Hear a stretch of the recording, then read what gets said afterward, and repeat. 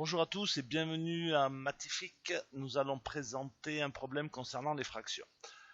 Donc, le premier exercice va être corrigé ensemble. Donc voilà. Annie répartit son temps de travail ainsi. 1/6 pour l'anglais, 1/3 pour le français et 5/12 pour l'histoire-géographie. Et le reste pour les mathématiques. Calcule la fraction de temps de travail consacrée aux mathématiques.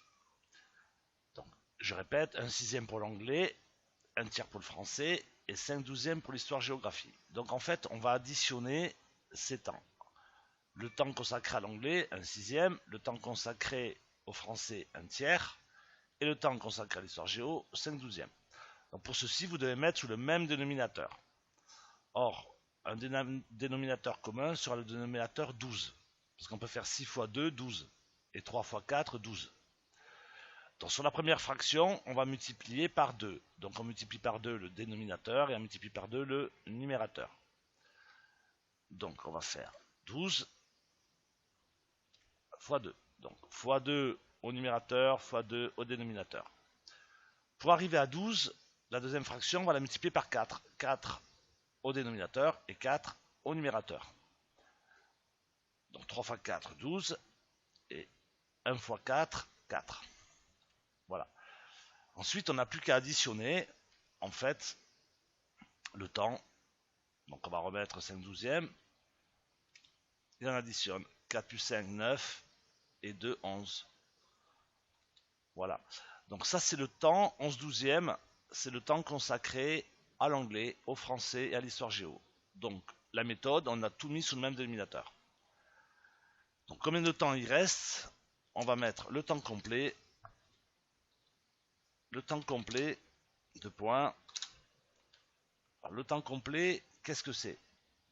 Le temps complet, c'est 12 sur 12. Ça veut dire, on va venir ici. Voilà. Donc le temps complet, c'est 12 sur 12. Vous prenez 12 parts d'un gâteau qui a été coupé en 12. Donc le temps complet sur 12 sur 12. Elle a consacré 11/12.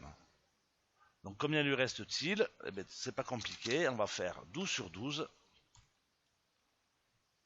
moins 11/12. Voilà, ce qui va nous donner... Alors on va bien le mettre. Voilà, on va faire 12 sur 12 moins le temps consacré à l'anglais, au français, à l'histoire, c'est-à-dire 11/12, il reste 1/12. Voilà, donc on va rajouter une petite question. Imaginez que par exemple, dans la semaine, elle travaille 3 heures. Voilà, 3 heures dans la semaine. Donc, combien de temps lui reste-t-il pour les mathématiques? Eh bien, on va faire 3 heures. Alors, 1/12. Alors, on va bien répéter. Ça sera plutôt 1/12. Donc, on va insérer encore une équation. Voilà, on va faire 1/12 de 3 heures. 3 heures. Mais le 2 en mathématiques, c'est le fois. Donc 1/12 de 3 heures, on va remplacer le 2 par le fois. Voilà. Et je vous rappelle que lorsqu'on fait une multiplication, le 3 étant positionné au numérateur, on va faire 1 fois 3 divisé par 12. Donc on va bien l'écrire. Je vous rappelle la règle des multiplications. Ce qui est en haut reste en haut, ce qui est en bas reste en bas. Voilà, donc on fait 3 sur 12. Voilà. Voilà, 3 sur 12 qui vont nous faire un quart. Si vous calculez, 3 sur 12, ça va faire un quart, ça va faire 0,25.